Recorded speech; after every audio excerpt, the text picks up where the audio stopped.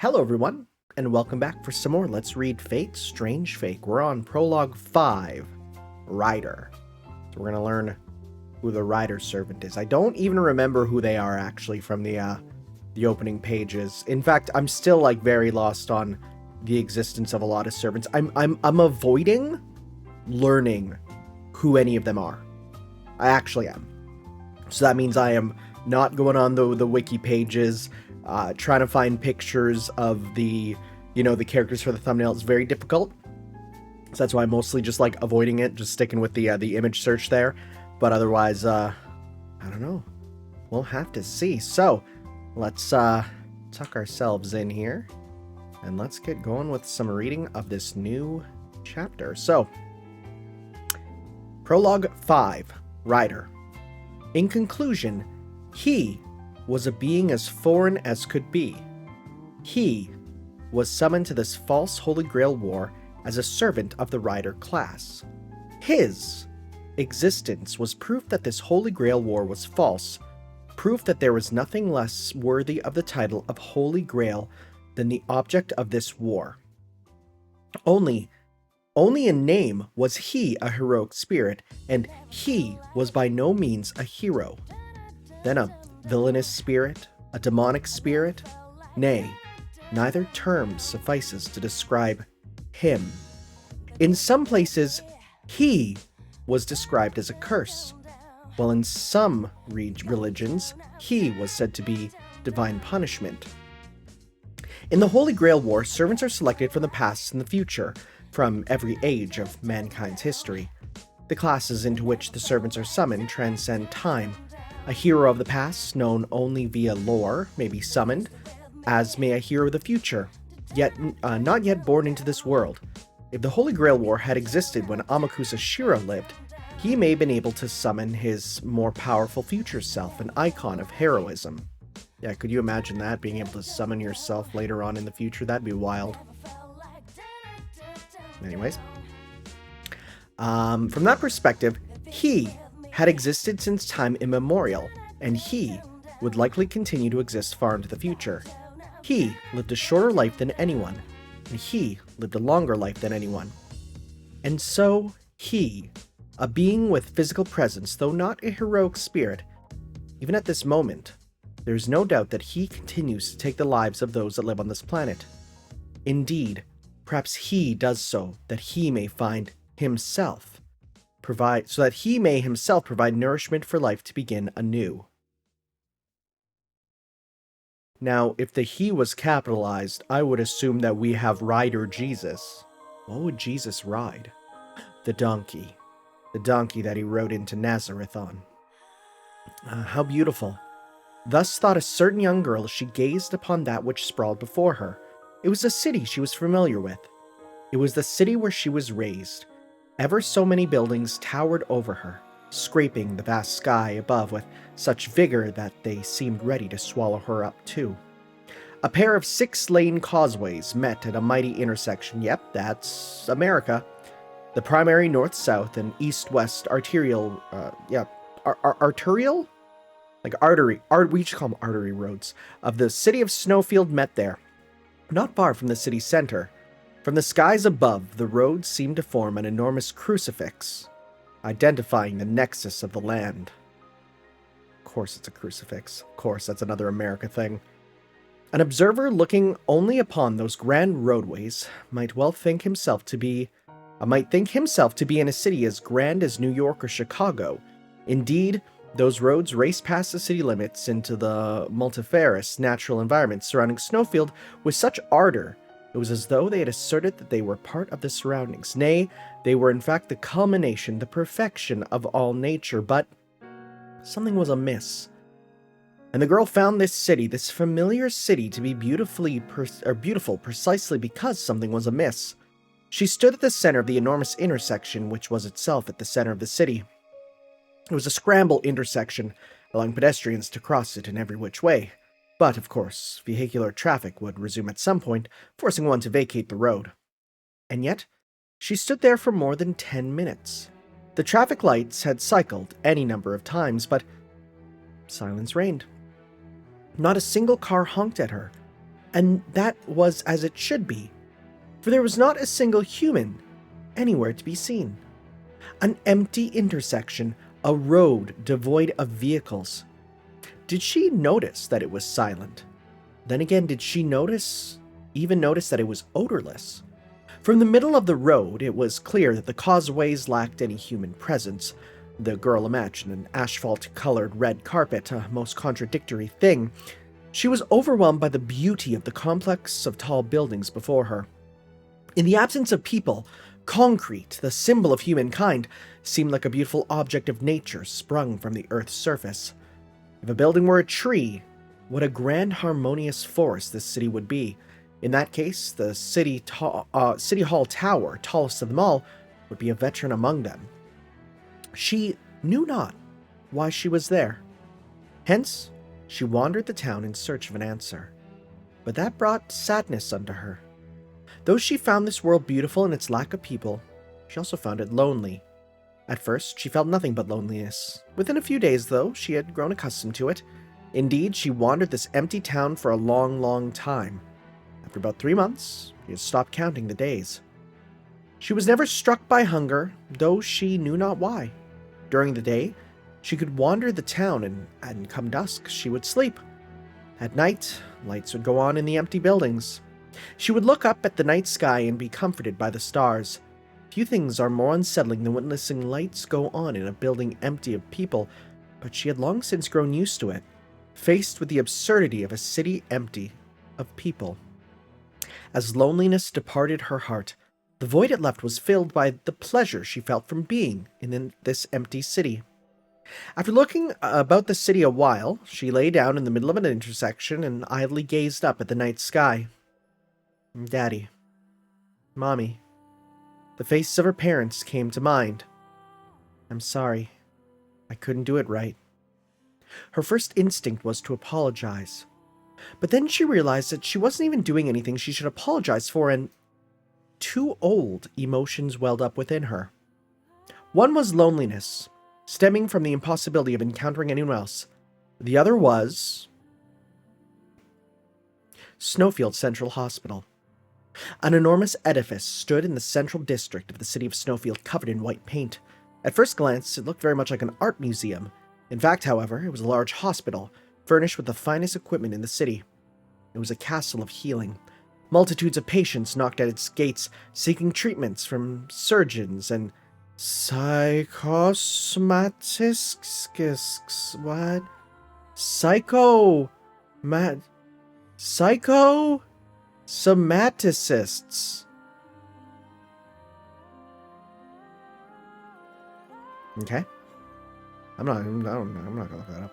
And all sorts of other specialists. Of course, not all the patients came for elective procedures. Many of them were brought to the hospital for other reasons. I'm afraid that I must inform you that it will be difficult for your daughter to regain consciousness from this state, said a doctor to a man and a woman. They glanced at each other. They were probably in their 30s and seemed to be from East Asia. They seemed more than a little flustered. As of today, our daughter's been hospitalized for 1 full year. Is that a sign that her condition has taken a turn for the worst? Asked the man in fluent English. Physically speaking, there are no symptoms that would suggest your daughter's condition is worsening. Nonetheless, it becomes more difficult to recover from a coma as the duration of the coma increases. The patient had been under her care for a full year now, and had yet to recover consciousness. She had entered a vegetative state. Only her body continued to develop, and that too at a slow pace. She was just 10 years and 3 months of age. Who knows what happened to her? One day she abruptly lost consciousness and wouldn't wake up, and so her parents, terrified, brought her to the hospital. An examination revealed that the body was studded with lesions, particularly around her cranium. After performing a biopsy of one of the lesions, it was found that it was caused by an unknown strain of bacteria. The doctors all panicked, fearing an epidemic within the hospital. In the end, the bacteria turned out to not be contagious, leaving it a mystery as how the girl herself became infected in the first place. The doctors considered having a hospital with even more advanced facility examine her, but for whatever reason they were denied access, and so the girl remained under the observation in the municipal hospital. We have not observed any changes in the state of the bacterial infestation. Unfortunately, that means that the bacteria will continue to impede her cerebral function going forward. The bacteria have not caused so much damage as to induce necrosis. Nonetheless, they have severely impeded her mental functions. The doctor spoke as soothingly as she could. Oh, the doctor's a woman. I have to re-examine my internal biases. Is that so? Replied the woman, worry permeating her voice. Keep in mind, that doesn't mean the recovery is impossible. There have been cases where a patient has been in a vegetative state for over 10 years before regaining consciousness. As we learn more about the genome of the bacterium, more treatment options will become available to us. Please, don't lose hope. She was doing her best to keep her spirits up, but the patient's father looked ever more disconsolate. Never mind. What the frick? I just saw the words. Never mind her consciousness. Are her reproductive functions still intact? Pardon? For a moment she didn't grasp what was being asked. She simply could not grasp what he had meant by never mind her consciousness. That is the worst! For a short while, there was a powerful silence. Before long, the man spoke again, unwilling to let silence drag on. Rephrasing his question in greater detail, he said, I would like to know whether or not her ovaries and uterus, or at the very least, just her ovaries, are developing normally. What the frick? Well, the lesions are only inhabiting growth in the part of the brain to be localized, so there haven't been any adverse effects on her other organs, but the doctor just told him the facts as they were, still unable to figure out what he was asking about, but upon hearing her response, the patient's parents looked at each other once again. Their faces lit up. Oh, they're absolutely mages. Really? Well, in that case, thank you ever so much. We will continue to pay our hospital bills as we have been, so please continue taking good care of our daughter. I'm sorry, that's not... I mean, we're truly grateful to you, Doctor. There, you see, dear? You have nothing to worry about. You don't have to worry about that anymore. Oh my god. Mages are the worst. Right you are, honey. Let's get going. We have to make preparations for tonight. The young couple waltzed out of the hospital in high spirits, leaving behind the utterly perplexed doctor, who should already immediately be calling Child Protective Services if I'm going to be super real about this. She had no idea what would be appropriate to say to them, so she just stared at them as they departed. Then again, you know, knowing how it is, probably that's all she can do. Goodness me, what was the matter with them? Perhaps the shock of finding their daughter comatose had left them all muddled up. The next time they came to the hospital, she would have to recommend they attend counseling. As she thought about the peculiar couple, she stepped through the exterior door to the sterile room. After being sprayed with a disinfecting gas and scoured with ultraviolet light, the interior door opened to reveal a single bed. On the bed lay a sleeping girl with an IV drip. Though it seemed at first glance as though she was merely asleep, her face was emaciated and lifeless, and it did not seem as though she would ever regain consciousness. Even if your parents abandon you, I won't. I'll never give up on you. The only sound emanating from the girl was the sound of her breath. As the doctor looked at her, she checked her IV drip and her vitals with a renewed determination. And then, she discovered something unusual. Oh. She noticed the abnormality while repositioning the girl. Something red had appeared on the hand of the motionless girl. What are these? She took a closer look at the girl's hand. There she saw crimson sigils that reminded her of loops of a chain. A tattoo? But who? Access to the girl's room was strictly controlled, and there was no way anybody could have brought tattoo implements inside. But when she checked on the girl the same morning, there was certainly nothing out of the ordinary. A chill ran down her spine. Is this some kind of prank? And there was no way she could have ever known that Magi actually existed. Those marks were, without a doubt, command spells.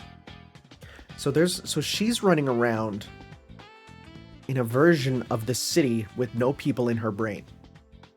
Okay, that makes sense.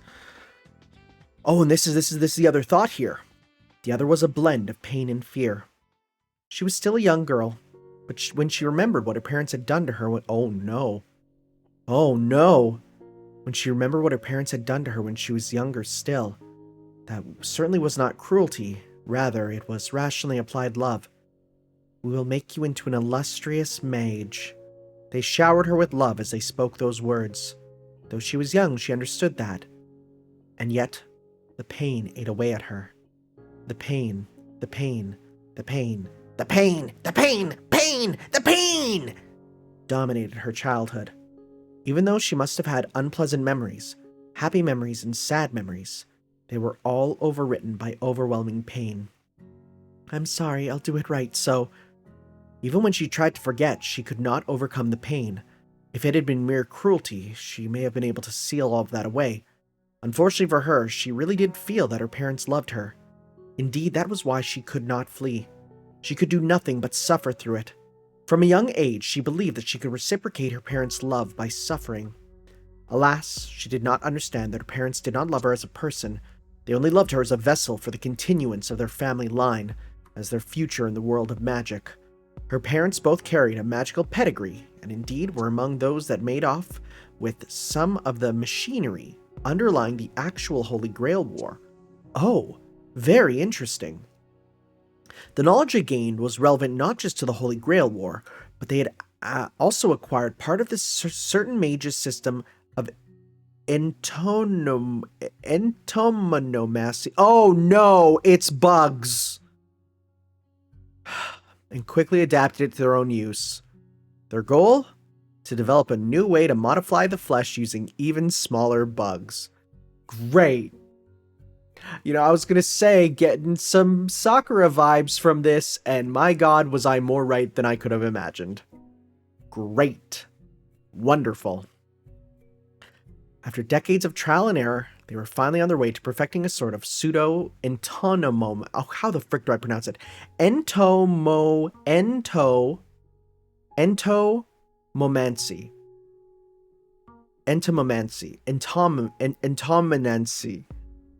I'm just gonna go entomomancy.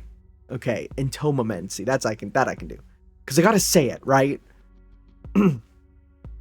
They used magically modified bacteria that would better their host. Oh, so instead of bug magic, it's bacteria magic. Great.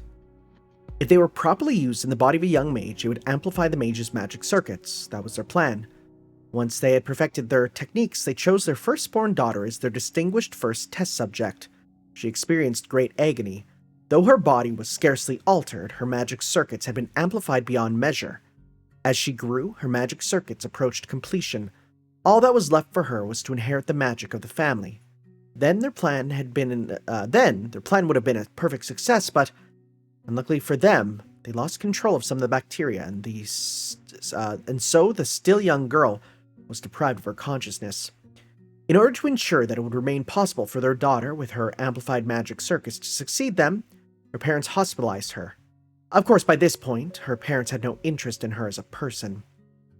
And then, as yet unaware that her parents had all but forsaken her, she wandered on and on in the world of dreams, a cleft between life and death.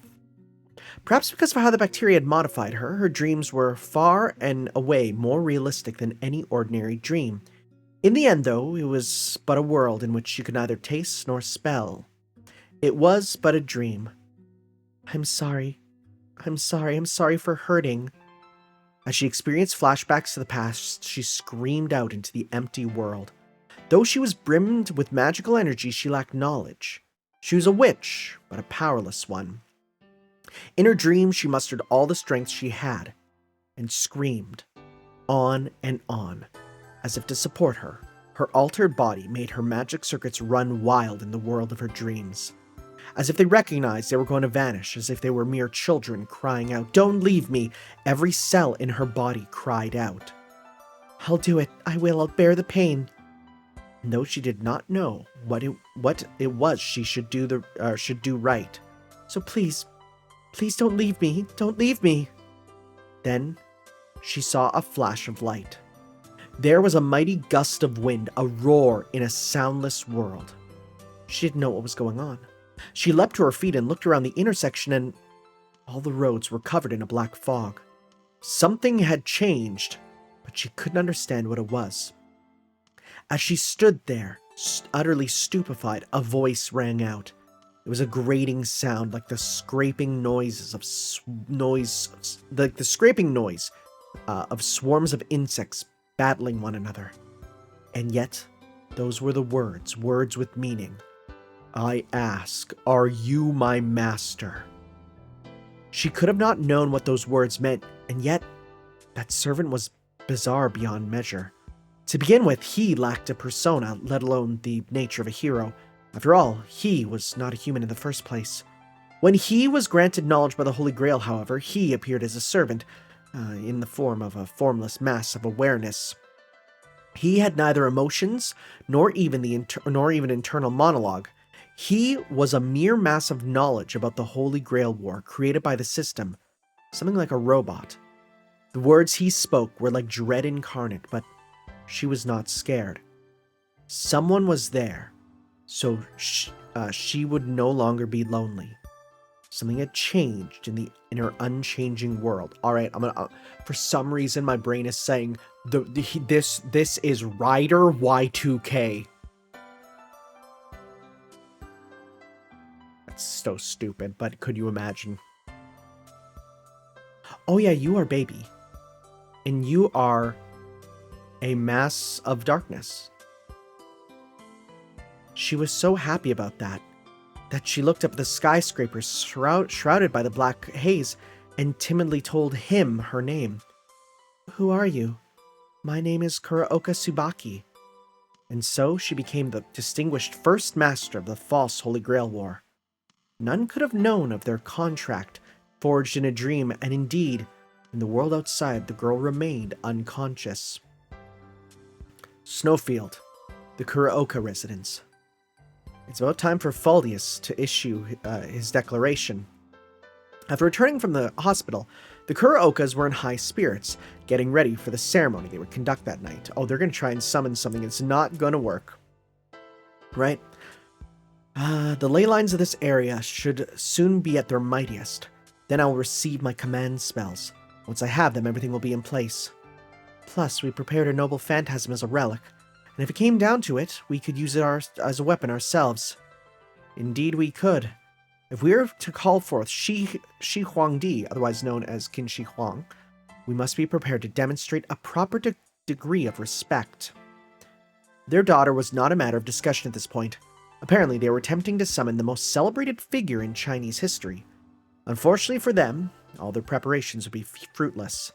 Not because their unconscious daughter had taken the command spells that would have been theirs. If that were the only issue, they could well have received a different set of command spells. In the end, they did not receive any command spells, but they did receive something else. Sensing something unusual, the husband looked at his right arm. There was a black spot. At first glance, it looked like a bruise. He frowned, wondering if he had bumped it against something. He looked over to his wife. Dear, what do you think this... Hey! He was shocked. Similar black spots appeared all over her face and arms. And then she collapsed to the ground like a marionette whose strings had been cut. Hey! He tried to get to his wife, but his field of view grew mushy and indistinct. Everything split apart into a rainbow of colors and fell upwards. By the time he realized that it was he who was falling, it was too late. He did not even have the strength to stand. As he laid on the verge of unconsciousness, he understood what was happening. Magical energy was being sucked out of his body and carried off to somewhere else. As it was not his actual life energy being stolen, he would not die from this. However, he would certainly fall into a stupor. This can't be. If someone attacks us now... No, what if somebody already... Even as he fell into an internal darkness, his mind was full of thoughts about the Holy Grail War. Not once did his daughter cross his mind. And then, a few minutes later, both of them leaped to their feet as though nothing had happened. Their bodies were still covered with black spots. Come to think of it, today is Tsubaki's birthday, isn't it? Oh, that's right, dear. I've got to bake a cake. They were conspicuously unwell, and yet they spoke calmly, and about something out of the ordinary for them at that.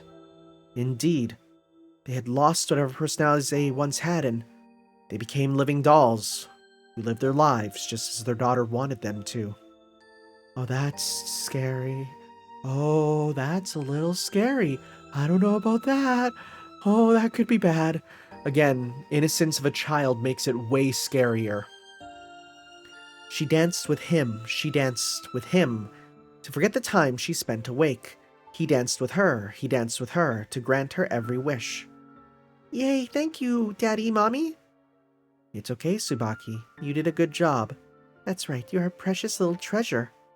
Having received such a wonderful present, she gaily frolicked about her house. After having her fun for a while, she smiled at the mass of black fog that stood next to her. Thank you for bringing my mommy and dad here. The servant did not even nod in reply. He merely continued to exist. The sights of the real world were projected into her dreams. Perhaps that was the power of the magical energy that had blossomed within her when she was unconscious. Given that it is impossible to affect the real world from a dreamscape, however, magic used to project the real world into a dream world was useless, a line of research that few magi would bother to pursue. The servant merely facilitated the girl's unconscious magic. He manipulated her parents in the real world so that they would behave just as she wanted them to. Okay, I don't think this is Y2K anymore. Of course, he also absorbed their magical energy. His instincts compelled him to do so. He could not understand human emotions. He merely possessed knowledge.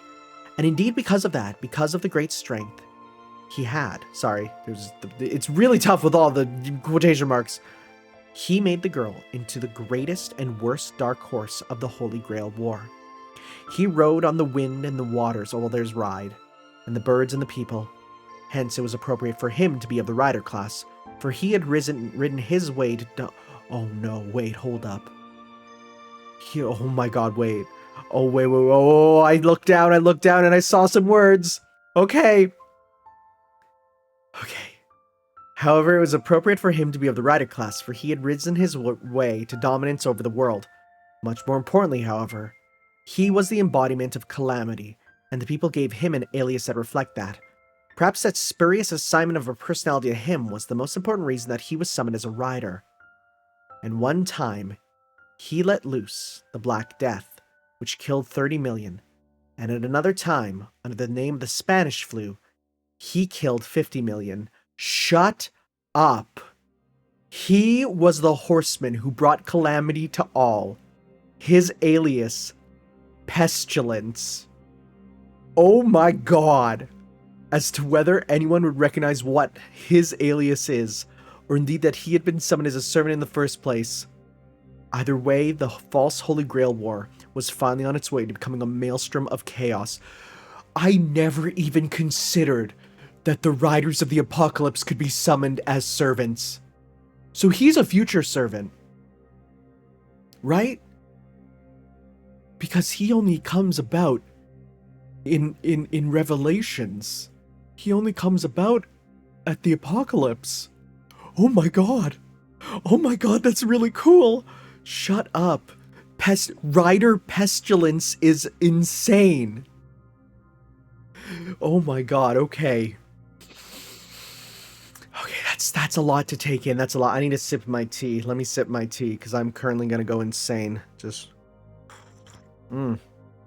That is absolutely not what I expected. Let's go back, because now that we've done it, I do remember reading about, you know, the little girl who can't wake up or something, right? Yeah, if we flip this here, we flip this, it specifically says, a young girl who remained unconsciously asleep in the hospital, possesses magic circuits, continues to wander in a dream, yeah. And then Rider, a mysterious cluster resembling black mist that appeared in the dreams. He acknowledges Tsubaki as his master, power in the yeah, right. Okay. God, that's so cool. God, that's really cool now that I know what that is. Yeah, that's... I'm gonna be honest. Like, I feel like any of the riders could be a Grand Rider. Like, I know that Noah is the Grand Rider, but if we're gonna go on the other hand of, like, you know, the most powerful riders that are not necessarily forces of good, one of them being, like, the Grand Rider would be freaking cool. I never even considered that. God, that's good. Anyways, Lancer. We know who Lancer is. Now, Lancer's master It's going to be different. Prologue 6. Lancer. The forest was deep, ever so deep. He looked as if he had fallen into a bottomless bog. Run, run, run, run, run, run, run, run. He dashed through the forest, cutting through the night as he went. Had he really thought about why exactly he was running? Perhaps. His actions could be described by the simple verb flee, but he did not have it in him to contemplate the verb and to run at the same time. We could say that the reason he was fleeing, in other words, the desire to live, was what impelled him to race forth. He acted on instinct, not on reason. He was impulsive, not rational. He did not even know whether he ought to flee. He merely leapt forward and forward, again, on and on. How long had he been running? With every step, his legs cried out in agony. The pain radiated throughout his body.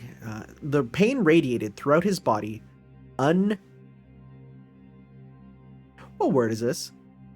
Unattenuated? What the frick? It doesn't help that it is like broken up. Okay, so because attenuated is reduced in force. So then if it's unattenuated, it would be the pain radiated through at full force. Okay. But he had to keep going. His body did not want to stop, nor did his mind. Perhaps the endorphins had already cut out. Wave upon wave of unadulterated pain washed over his body over and over, and his ferocious instinct was strong enough to get him through even that. Trees swept past him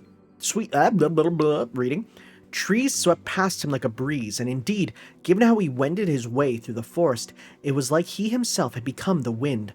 Just when he was about to arrive at the end of the breeze, a magically enhanced bullet pierced through the wind. Before he could even feel pain, his body was overcome by shock. His momentum carried him to the ground. The earth mercilessly battered his body. As if it were comeuppance for the way his legs had kicked to the ground as he ran, the vast earth became as unto a weapon and walloped him. Tildes. An unvocalized scream.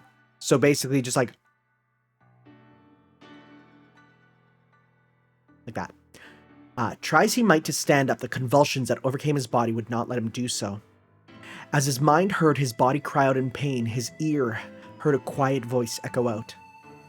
You have caused me quite some trouble. The speaker seemed level-headed, but beneath his calm veneer there were clear indications that he was incensed. The man, who seemed like a mage, lowered his heavily ornamented revolver and carefully strode on the stomach of the collapsed escapee. And then he shoved the still-hot barrel of the revolver into the open gunshot wound. There was a hissing sound as the escapee's flesh was scorched. The odor of singed meat spread about the forest. The escapee opened his mouth wider than it should have been possible and exhaled moist air from the depths of his throat. This is absurd.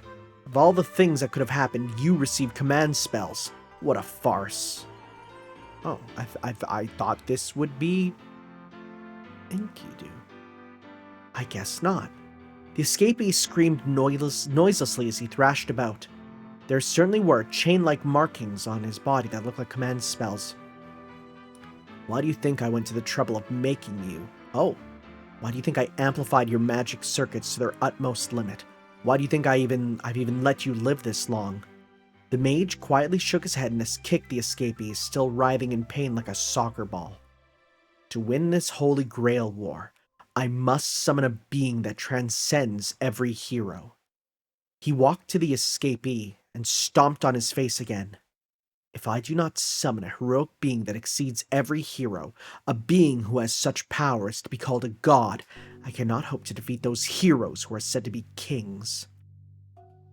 And again, and if it has come to this, I have no choice but to summon a being more ancient than the first hero, one of those of Egypt who became gods. And he trampled him. But even with the power of the command spells, combined with the latent power of this land, do not suffice to call forth a being as powerful as God. I too must violate a few strictures to pull that off. And he crushed him. And you You were to be my catalyst, a catalyst to summon a god. Why would you refuse that honor? You have repaid my kindness with malice." The escapee could no longer even attempt to scream. He could see but little of the darkness of the night and the ever-spreading red of his own blood.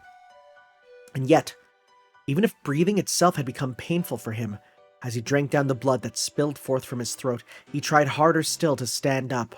Upon seeing the escapee that was willing to admit defeat, the mage sighed and he laid his foot on the escapee's back and mercilessly crushed the escapee under his weight. "Enough of this. I have any number of spares that are ready. You will return the command spells to me. Then you will die. And you will die in the way I prescribe. I will throw you into a furnace and use your remains to build myself a new experimental subject." He extended his right hand towards the escapee's command spells. The escapee could not care less about the command spells and whatnot. He did not even know of the phrase Holy Grail War, let alone its meaning. Live. He as a living being merely obeyed the instincts that welled up within him. Live. Even then, as he entered near, those instincts had not waned one iota. Live. That was all that he was aware of. Live. I'm not going to read all those. Almost making an Among Us shape. Not really, but live. Not quite, I don't want to die. Nor was it quite, I want to live. It was not a desire, but a simple instinct, the mere hope to live. Had he himself noticed this distinction, or, then again, did he even have the means to express the notion, I don't want to die? His body slowly came to rest, but out of all the living beings in the snowfield area, his will was the strongest. And with that mighty will, he screamed. The mage did not realize what the scream meant, and so he did not notice that in that instant the ritual had been completed, that the escapee's scream was his alone, that it was his own form of magic, then that those were words of summoning. That it was, okay. That the mage did not know. Just a moment ago, the fifth servant had been summoned into the ravine to the north, and it seemed that the false Holy Grail was in a bit of a rush to manifest the sixth servant. Of course, from the very outset of the Holy Grail War, with the summoning of Ryder, the nature of the summoning ritual had always been rather vague. But in any case, it was in that moment that the sixth servant finally descended upon the forests of Snowfield. A brilliant light shot through the forest, and a mighty whirlwind swayed the nearby trees. The mage was tossed a few meters away by the strong wind. Startled, he readied his gun. But just then he felt an enormous rush of magical energy, and so strengthened his magic circuits. What? Before his eyes, a being appeared, clad in a simple piece of cloth. That the being was a heroic spirit was clearly evident from the overwhelming magical energy that poured forth from it. At the same time, there was something unusual about it. It looked far too plain to be a hero. It didn't have anything that could really be called equipment, and its clothing seemed rather shabby. Of course, not like a hero's value depends on the value of his material possessions, but even so, just what sort of hero would be without even a single weapon? He quietly surveyed the being. A woman? Based just on its face, he would call it a woman. It had lustrous skin and soft features. However, its chests and its hips were hidden by the loose cloth it wore. Its limbs alone extended out of the cloth, and there they seemed to be quite firm and taut. No, wait, that might be a man? Which is it? The servant's face seemed to retain some vaguely childlike features, making it easy to interpret as either a man's face or a woman's face. Either way, its body was firm. It was tense like a coiled spring, and could likely rocket forth in the same manner. It is very funny, though. Can I just say, it's very funny that during, all this, the most American thing I can think of is, I'm gonna die, but I need to know your gender first, because that's an important thing. I gotta know if you're one of them illegals, you know? Whether it was a man or it was a woman, its face was beautiful all the same. Is that even a human? The mage felt a twinge of embarrassment. It certainly had a human face, but there was something discomforting about it. He couldn't figure out how to describe it, but there was definitely something wrong with it. Perhaps it was just too perfect. There was nothing visually out of the ordinary about it, but its entire body exuded an odd aura, kind of like a mannequin. It was as though it were a puppet in the magical sense. thank you for saying the magical sense. Because it's a very different thing. He couldn't really make out its build, perhaps because of its loose garments. He became less and less certain whether the heroic spirit was a man or a woman, or indeed if it was human or something else altogether. Nonetheless, one thing was for sure. The hero was unbearably beautiful. It was a paradoxical being possessing both the impurity characteristic of mankind and the immaculacy inherent to nature. Its body was like the velvety boughs that enwrapped the statue of Venus.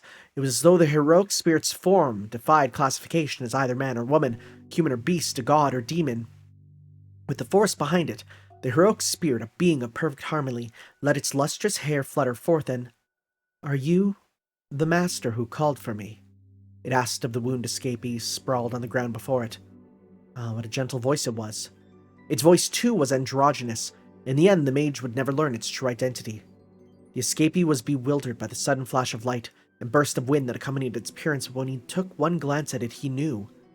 The one who stands before me is not my enemy. He knew that alone was an absolute truth. For a short while, he suppressed his urge to flee and gazed intently at his savior. His eyes were ever so pure, as if imagining what lay within the heroic spirit's very soul.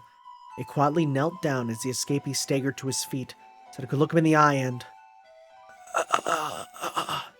said it, with words the mage could not understand. The escapee replied to it. It responded, again quietly. And then the heroic spirit reached out and lifted the wounded escapee into its arms. "Thank you. We have formed a contract." It spoke as if to a friend of countless many years, and so the escapee felt relief. He was granted life. His heart swelled large with emotion. He knew he would have to flee no more, and at long last, he could collapse. "Impossible! Impossible! This cannot be!" His shouts echoed about the forest. Unable to understand what he was witnessing, the mage waved his gun about. "This is preposterous! I will not stand for this!" I've just all of a sudden turned him into a kind of a rough and tumble American feller. Then again, he does have a gun. He yelled. As he did, he aimed his gun, and at the end of the barrel laid a silver-coated wolf, its fur stained with blood and dirt, resting in the arms of the hero. "You troglodyte, you have no abilities to speak of. You are a mere chimera." Wait, was this not a person this whole time? "And you are a master..." Wait! Whoa! Dogmaster! Persona 3! Okay. The mage continued to fiercely brandish his ornamented gun, taking careful aim. "Please lower your gun. My master does not wish you harm," said the heroic spirit quietly. He was surprised by the politeness with which it spoke, but more importantly, he was upset by the contents of its statement. As if, what sophistry! "I can understand the language of his kind, and in any case it is not difficult to surmise what you have done to my master." The mage tried to scoff at the servant, but it continued to speak, a solemn expression on its face. "And yet, my master does not wish you harm. Do you understand what that means?" With that, it turned away from the mage and began to slowly walk towards the edge of the forest. Wait, please wait. You desire the Holy Grail, do you not? Would you not agree that you would have a better chance of attaining the Grail if I were your master rather than that mangy cur?" And when the heroic spirit heard that, it stopped in its tracks and... "Yeah, it's a dog! Dog, master! Dog, master!"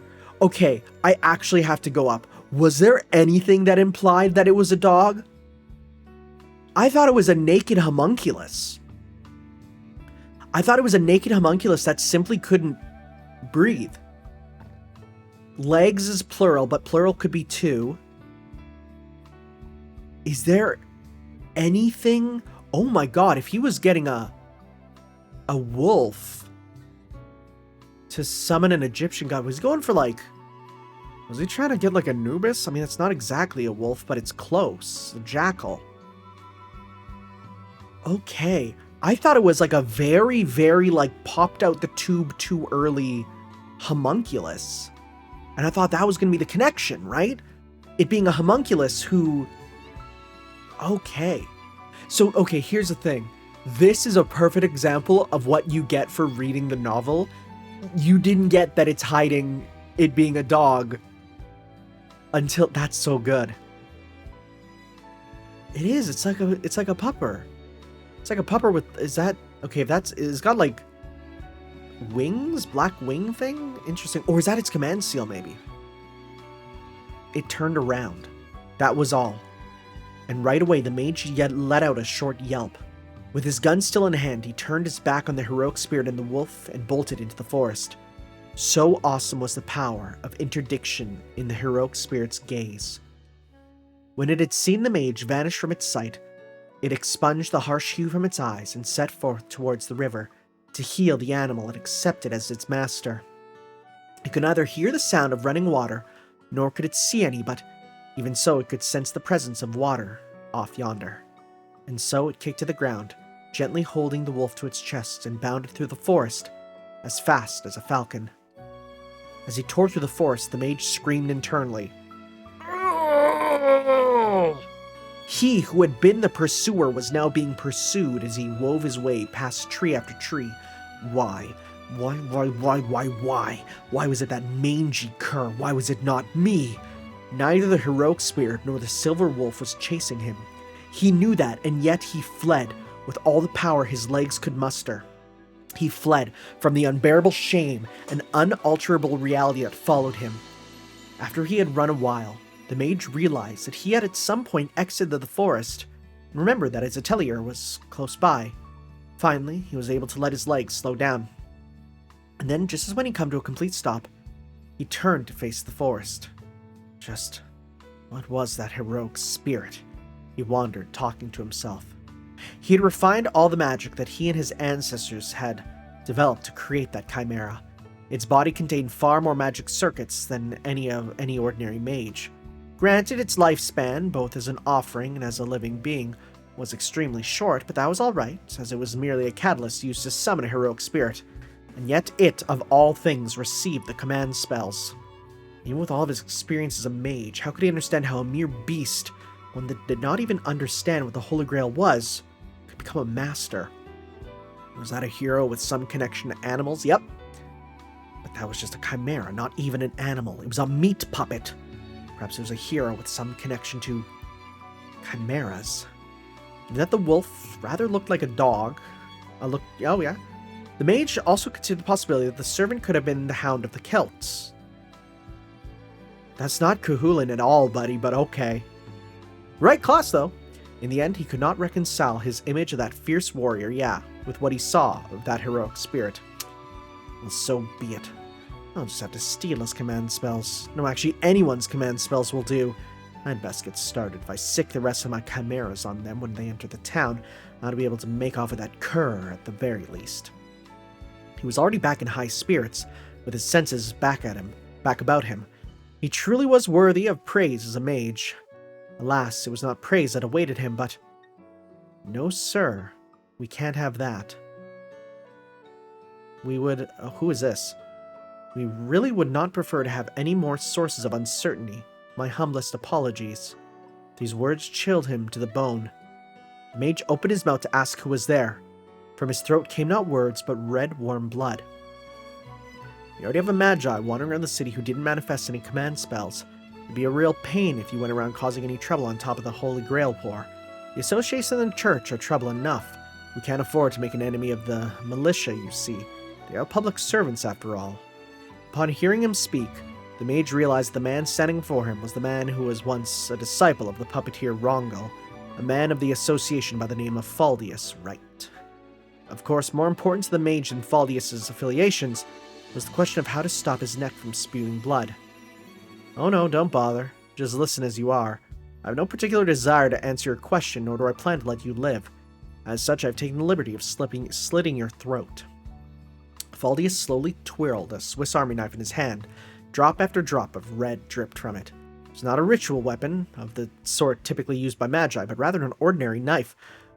One of the sort you might even find in a typical recreation store. In any Bass Pro shop, which, as a reminder, is canon to the Fate universe. Even if you weren't expecting this to happen, you shouldn't have fallen victim to an unenchanted knife. Your ancestors must be weeping. A wheezing sound came from the mage's throat, but he was unable to draw breath. He was rapidly losing consciousness. Come to think of it, who are you anyway? "Oh, whatever. Not like you can answer me anyway," said Faldius. As Faldius looked down on the mage, with his guard always up, he slowly waved his right hand. The mage felt a shock. That was the end. The mage's consciousness left him, never to return. When Faldius raised his hand, innumerably many bullets flew through the air and went into the mage's body.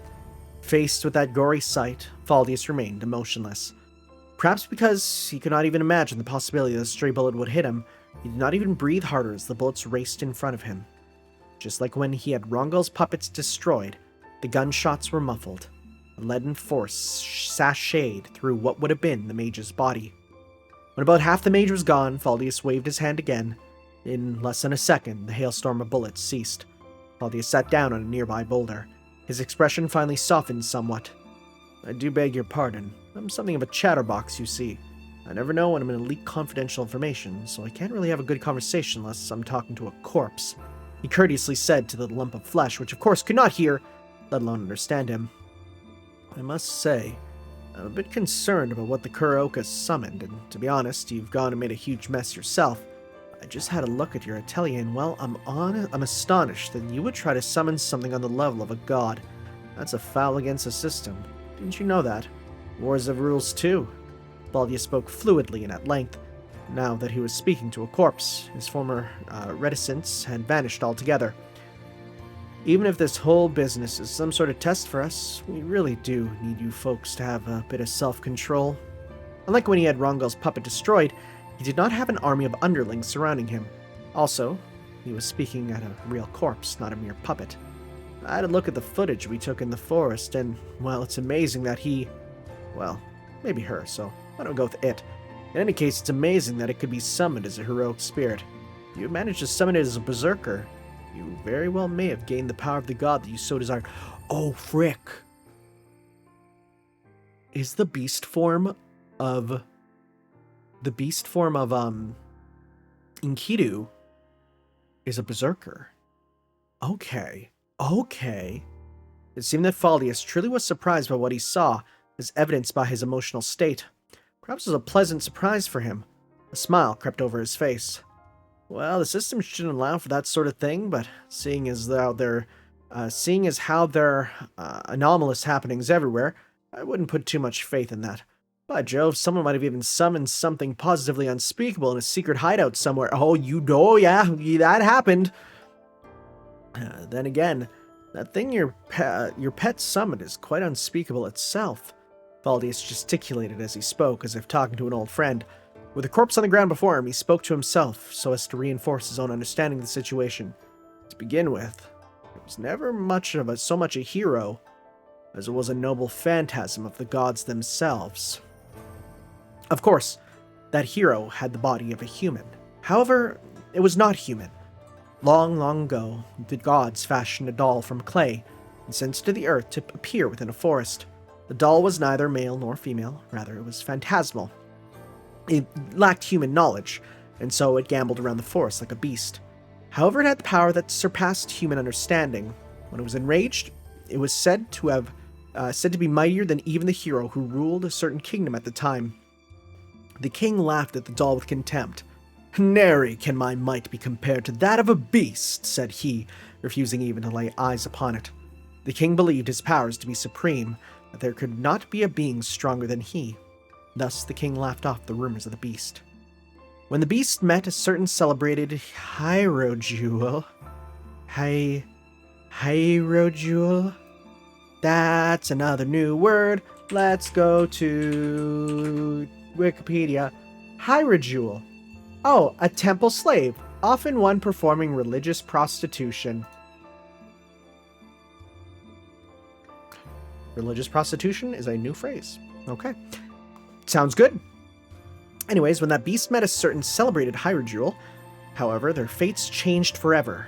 When that genderless mass of clay met the woman whose beauty transcended gender, it fell in love at first sight. As they spent 6 days and 7 nights together, sharing meals and sharing a bed, the clay doll slowly assumed a human form as though to imitate the beautiful prostitute. I guess I could have read a little bit more. The clay beast, who was ignorant of mankind, attempted to assume the prostitute's beauty.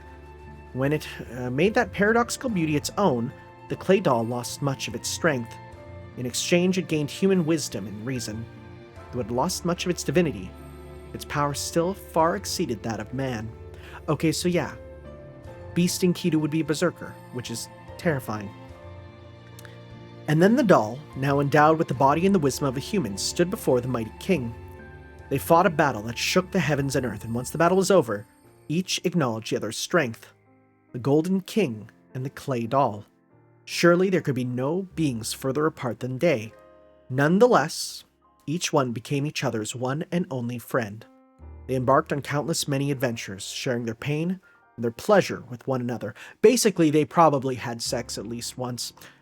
And then, millennia after those golden and earthen days, their fates changed forever. At a stream perhaps 10 kilometers distant, the heroic spirit cursedly treated the wounds of the silver wolf, its master, and laid him down to rest. I must say, I am relieved. I'm worried that the whole world had been buried like Uruk, but it seems the world is as beautiful as ever. It looked at the vast wilderness before it, using the language of beasts to describe the world to its master, as it laid at its master's side. However, its master had already fallen into a deep sleep and did not reply. Laughing softly, it sat down and gave itself over to the sound of flowing water when, suddenly, it turned to look northwards. Using its class ability, presence detection, it detected a presence far, far to the north. A very familiar presence. Indeed, it detected the presence right as the golden armored heroic spirit walked out of the cave. Could it be? Unable at first to believe what fate had wrought, it opened its eyes wide and... Is it you? It was sure that the presence it sensed the north was none other than King it knew. It slowly stood up. A short silence. In that while, what went through its mind? Bewilderment, consternation, and finally, overwhelming joy. Not only did fate bring them both to the Holy Grail War, but it afforded them another opportunity to engage in mortal combat. Oh my god, of course they're going to want to fight each other and be happy about that. I never even considered that. But what of that? Even if it took his head and he took its heart, what of it? The ties that bound them would not fray from a duel or two. Nay, even if they slew one another 1,000 times over, they would hold strong. It let a very natural smile appear on its face. It opened its arms wide and... What fun it would be to continue with the duel we fought on that plaza. With its arms outstretched, it sang in a mighty voice, from the very core of its being.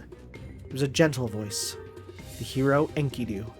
Its song shook the very earth, becoming like a beautiful undulation of the land that reached every part of the snowfield area. There was evidence that all the servants had assembled, and it was also a signal to commence battle. All the magi and heroic spirits had convened on the false stage. They sought to dance upon it, despite knowing this Holy Grail War was a false one. Truth and falsehood were secondary to their desires. They fought not for the Holy Grail, but for their convictions.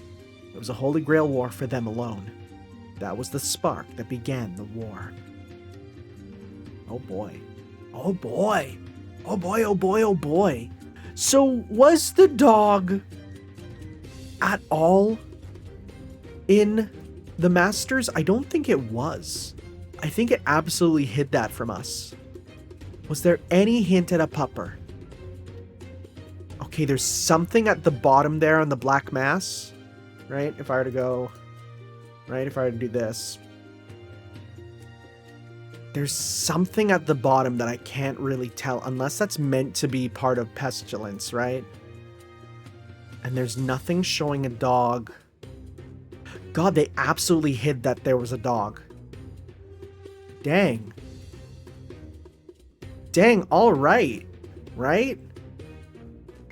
That's everyone, I guess. Well. Me thinks we are going to get a saber eventually. In fact, I'm like 99% certain. 99, but we'll see. Anyways, thank you all for watching, guys. We're going to be next time with Observer or Character Creation. Is this the last? This is not the last chapter, is it actually? How many chapters are we? We have Observer. Let's see here. Oh, no. Oh, no, we definitely still have more. Oh, yeah, Visitor and Blank. That's absolutely going to be That's absolutely going to be the saber, I'm betting. Right? We'll have to see. We'll have to see. I'm excited, though. This is so good so far. Just everything that's been happening. Like, every time there's a new servant, it's like, oh my god, this is the coolest. This is a really good set of servants. Even the ones that we don't know who they are just yet. But thank you guys for watching. I'll see you next time for some more. Let's read Fate Strange Fake. Ciao.